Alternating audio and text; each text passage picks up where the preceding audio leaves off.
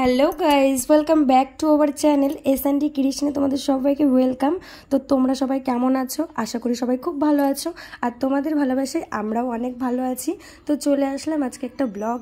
তো আজকের ভিডিওটা একদমই অন্য রকম। তো এরকম ভিডিও প্রথম আমি অনেক দিয়েছি, তাই আবার আজকে চলে আসলাম এরকম একটা ভিডিও নিয়ে। আর বিউটির এক্সাম চলছে, ও কোনো ভিডিও করতে পারছে না, তাই ভাবলাম যে আমি একটা ভিডিও দিই তোমাদেরকে।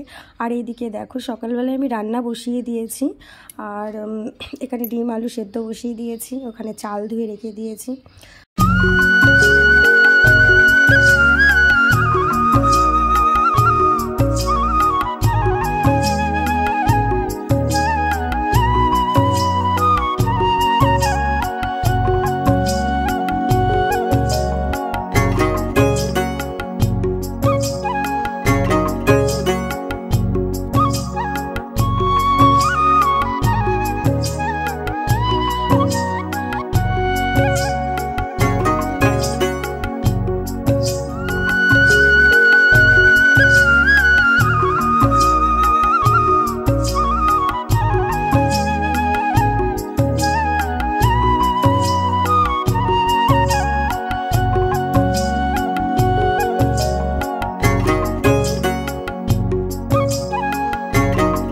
তারপর চলে আসলাম ঠাকুরের বাসন ধুতে, যেহেতু আজকে বৃহস্পতিবার আর অনেকটাই সময় লাগবে, এই কারণে বললাম যে তোমাদের দাদাভাই থাকতে থাকতে আমি কাজগুলো সেরে নিই। ছেলে পাশেই আছে, নাহলে উঠে পড়লে না কাজ করা খুব মুশকিল হয়ে যায়, মানে এত দুষ্টুমি করে না। আর পেছনে এই যে মাঠটা দেখতে পাচ্ছ, মানে এইখানে না আগে একটা বাগান ছিল, মানে কদম বাগান, আর এখন এটা একটা মাঠ হয়ে গেছে। এখানে মানে পাড়ার ছেলেপেলেরা হচ্ছে ক্রিকেট খেলে।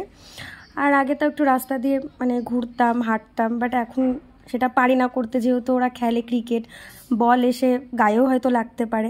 তো এই কারণেই আর এখন রাস্তায় বেরোনোও হয় না খুব একটা বেশি। আর যেহেতু বিউটির এক্সাম চলছে, ঘরেই থাকি, ও এখন একটু চাপের মধ্যে আছে।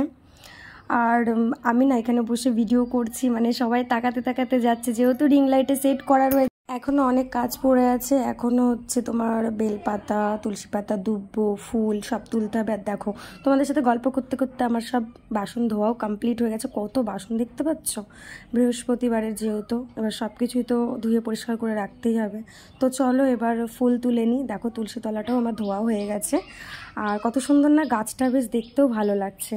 আর আজকে না তেমন একটা ফুল ফোটেনি, নীলকণ্ঠগুলো অল্পই ফুটেছে, তাও যে কটা পেয়েছি হয়ে গেছিলো। আর সাদা ফুল কটা পেয়েছি, আর কটা ফুল জেঠিও দিয়েছিল আমাকে, এর জন্য আমার হয়ে গেছে।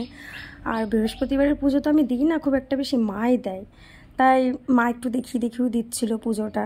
আর দেখো, অনেক কটাই তাও বেশ ফুল পেয়ে গেছি, সব রকমই, দেখতেই পাচ্ছ। তো চলো এবার ঘরের দিকে যাওয়া যাক, কি রান্না হয়েছে কি না। তখন তো আমি অর্ধেক রান্না করতে করতে ঠাকুরের কাজ করতে চলে গেলাম। মা তখন বললো যে তুমি ওইদিকে সেরে নাও, আর এদিকে রান্নাও কমপ্লিট হয়ে গেছে, পুরোপুরি হয়নি। এদিকে এখনও ডাল সেদ্ধ হচ্ছে, আর ওইদিকে পটল ভাজা হচ্ছে, আলু ভাজা হবে, যেহেতু ছেলে ডাল আলু ভাজা ছাড়া কিছুই খেতে চায় না।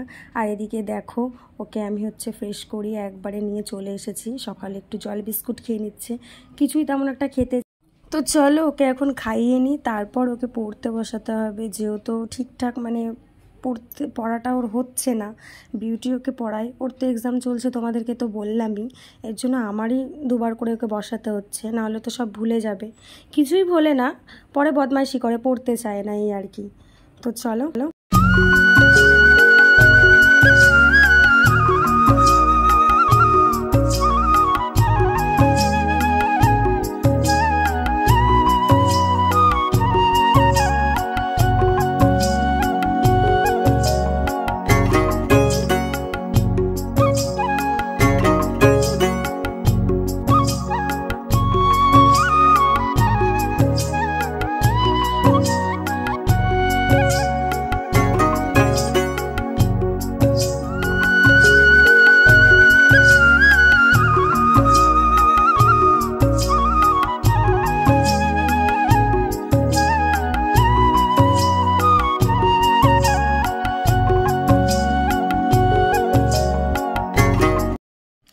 আর এইদিকে দেখো, সোনায় কত সুন্দর করে লিখেছে, এর থেকেও ভালো লিখতে পারে, বদমাইশি করে লিখতেই চায় না, তাও ওর পেছনে আমার 1-2 ঘন্টা লেগে যায় পড়তে বসাতে গেলে।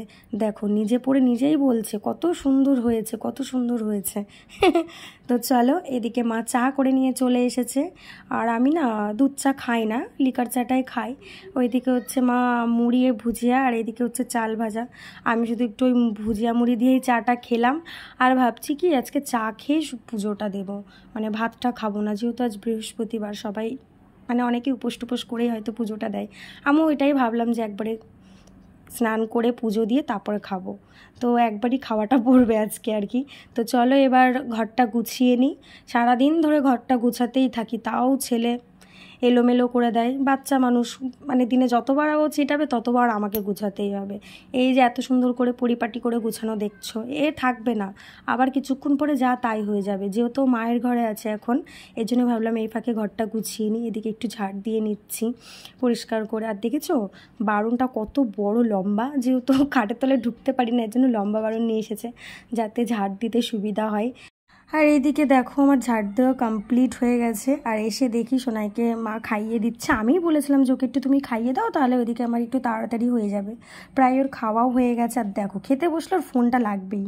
আর এইদিকে জামা কাপড়গুলোই বেশ ভিজিয়ে নিচ্ছি, কারণ এই 2 দিন তো কাচাকুচি করতে পারিনি তেমন একটা, অল্প অল্প করেই করেছি। আর প্রতিদিনই আমার কাচা থাকে, সোনাইয়েরটা তো প্রত্যেকটা দিন থাকে, তোমাদের দাদা ভাইয়ের কাজে যায় যেহেতু। আর এদিকে ভিজিয়ে নিচ্ছি, কিছুক্ষণ ভিজিয়ে রেখে দেবো। তারপরে এই দেখো শ্রাবণ মাসের কে কে কাচের চুড়ি পরেছো বলো, এর আগেও তো তোমাদেরকে আমি অন্য ভিডিওতে দেখিয়েছি। তাই আম্মু চলো এবার কাচাকুচি করে নিই, তারপর এগুলো মেলতে হবে। আর আকাশের ভাবটাও ভালো না, দেখতে পাচ্ছ কেমন মেঘলা করে আছে। ফাইনালি কাচাকুচি কমপ্লিট হয়ে গেলে এবার মেলে নিচ্ছি, বেশ হাওয়া দিচ্ছে।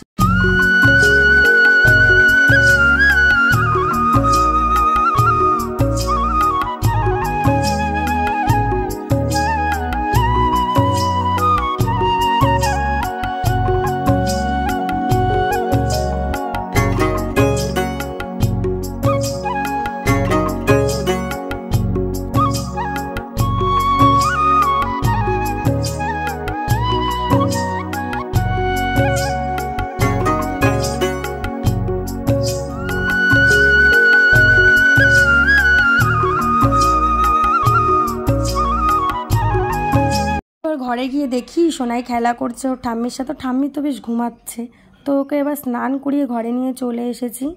আর এইদিকে দেখো আগে প্যান্টটা ওকে পরিয়ে নিয়েছি, যেহেতু প্যান্ট ছাড়া এক মুহূর্ত থাকে না। আর যা গরম পড়েছে, ওর গায়ে কতবার যে পাউডার আমি দিয়ে দিই। আর টিপ পরালে তো টিপ ওর একদমই থাকে না, বারবার টিপটা ঘেটে যায়। যতবার পাউডার দিয়ে দিই ততবারই ঘেটে যায়।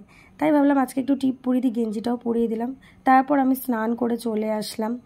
আর এদিকে স্নান করে ভাবলাম যে একবারে সিঁদুরটা পরি, তারপরে যাই ঠাকুর ঘরে। অন্যদিন আমি যখন পুজো দিই, আগে পুজো দিয়ে নিয়ে তারপরে আসি সিঁদুর পরতে। তাই আজকে ভাবলাম যে বৃহস্পতিবার, তাই এই কারণে ভাবলাম যে সিঁদুরটা পরেই যাই।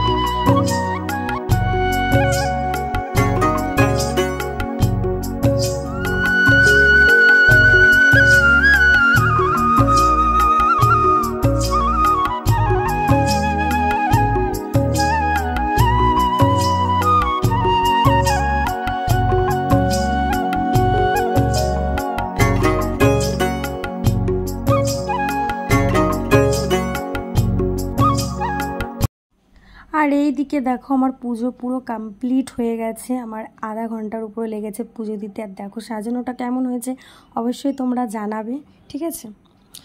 তো আজকের মতো ভিডিওটা এইটুকুনি। তো দেখা হচ্ছে নেক্সট কোনো ভিডিওতে। সবাই সুস্থ থেকো, ভালো থাকো, টাটা।